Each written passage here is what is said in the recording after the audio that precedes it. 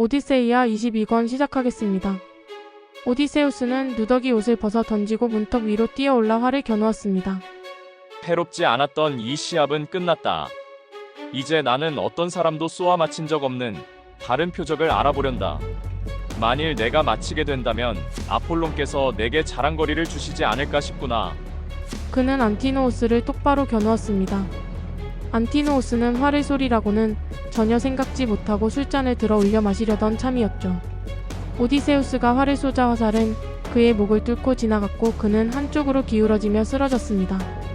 구원자들은 모두 놀라 일어났습니다. 소란을 피우며 창이나 방패를 찾아 벽을 훑어보았지만 전날 밤 이미 옮겨놓았기에 찾을 수 없었죠.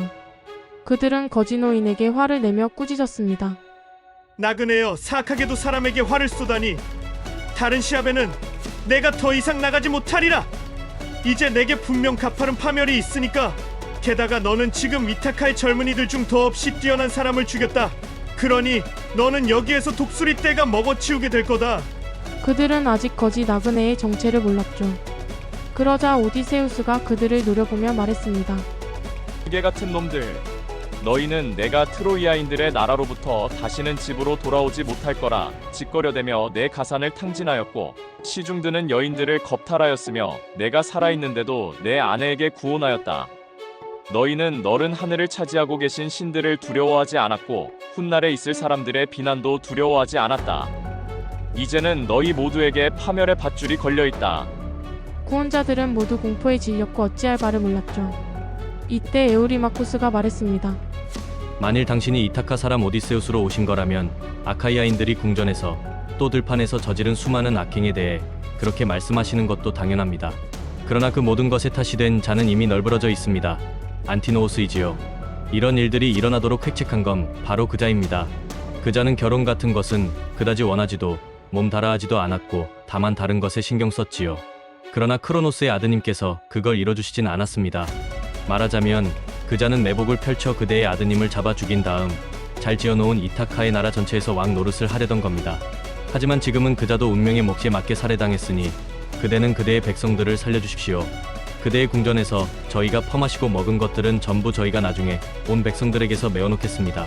저희는 한 사람마다 황소 20마리의 값하는 몫을 가져오겠습니다. 그대의 심장에 온기가 돌 때까지 청동과 황금도 드리고 말고요. 그때까지는 당신이 화를 내신다고 해도 분개할 일이 아닙니다. 오디세우스는 구원자들이 가진 것들 전부를 준다 한들 자신의 두 손을 멈추게 할 수 없다며 자신에게서 죽음의 운명을 피할 수 있다면 어디 한번 해보라고 하였습니다. 구원자들은 모두 무릎과 심장이 풀렸습니다. 이때 에우리마코스가 말했습니다. 친구들아, 저놈은 대적할 길 없는 저 두 주먹을 멈추지 않을 셈이다. 게다가 윤기도는 활과 화살집까지 손에 넣었으니 우리를 모두 죽일 때까지 매끈한 문턱 위에서 화살을 날리겠지. 우리도 전일을 떠올려 보자꾸나. 너희는 칼을 빼들고 때 잃은 운명을 부르는 화살들에 맞서 식탁을 집어들어라. 그리고 우리는 모두 한 덩어리가 되어 저놈에게 달려들자꾸나. 우리가 저놈을 문턱과 문에서 밀쳐내고 나면 우리는 시내로 갈 것이고 그러면 금세 함성이 일어나게 될 거다. 그러면 저 녀석도 이제 금세 마지막 활을 쏘게 되겠지. 에우리마코스는 양날 칼을 뽑아들고 함성을 지르며 달려들었습니다. 그 순간 오디세우스는 그에게 화살을 쏘았습니다. 화살은 그의 가슴을 맞추었고 그는 식탁 위에 고꾸라지며 쓰러졌죠. 그때 암피노모스가 칼을 뽑아들고 오디세우스에게 달려들었습니다. 그러나 이번에는 텔레마코스가 먼저 뒤에서 창으로 찔렀습니다.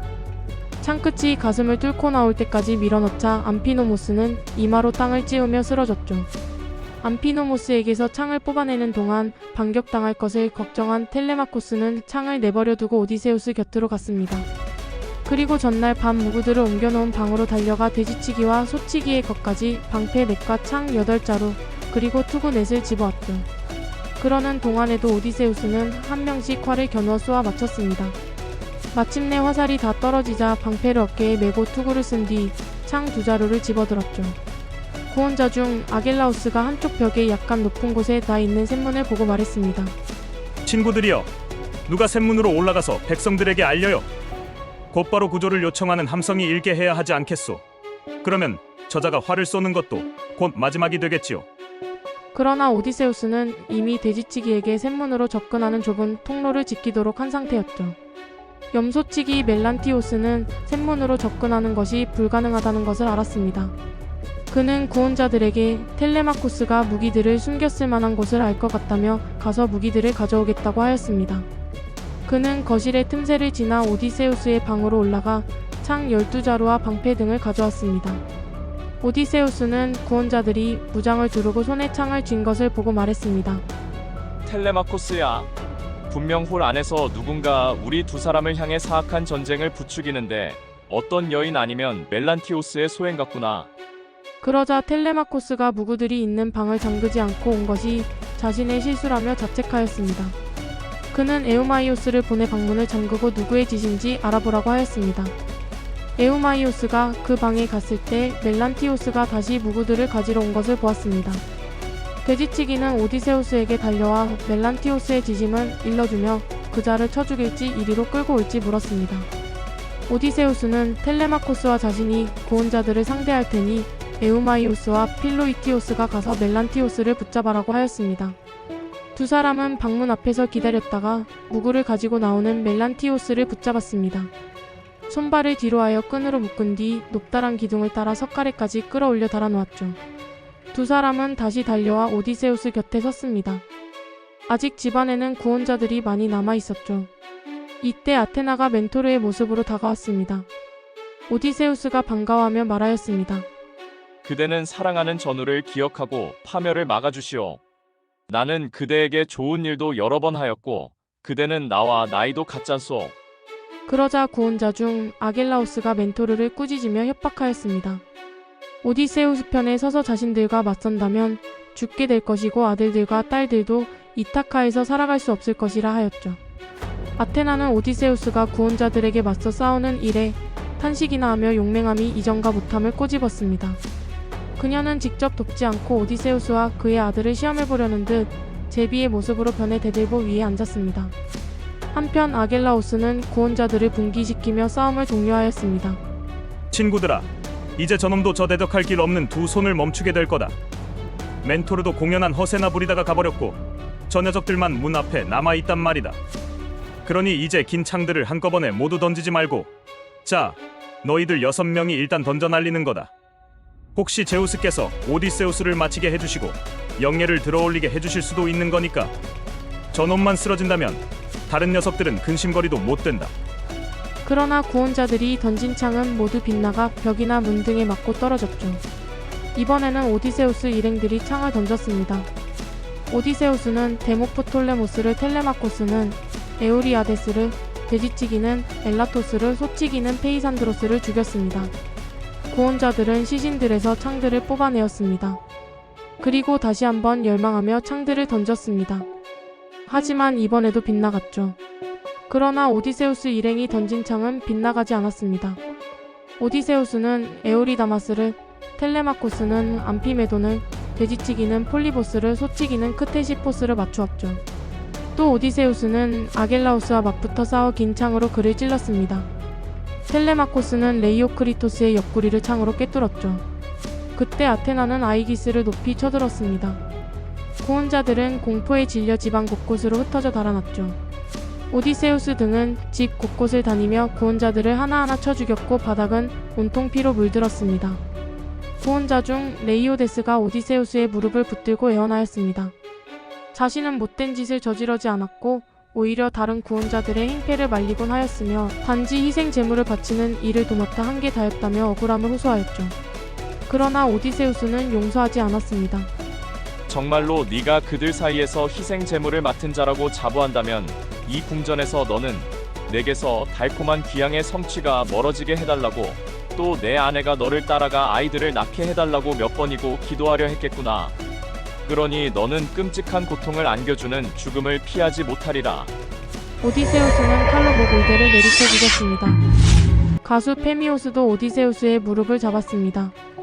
그는 구원자들이 억지로 데려와 노래를 시킨 것이었다며 신들과 인간들을 위해 노래하는 가수를 죽인다면 나중에 후회하게 될 것이라며 빌었습니다. 그러자 텔레마코스가 페미오스는 잘못한 게 없으니 죽이지 말자고 하였습니다. 그리고 어릴 적부터 그를 보살펴준 전령 메돈도 살려주자고 하였죠. 그러자 의자 밑에서 소가죽을 덮고 숨어 있었던 메돈이 달려와 무릎을 붙잡고 애원하였습니다. 오디세우스는 가수와 전령에게 밖으로 나가 있도록 하고 혹시 아직 숨이 붙어 있는 자가 있는지 집안 곳곳을 샅샅이 살폈습니다. 그리고는 텔레마코스에게 유모 에우리클레이아를 불러오게 하였죠.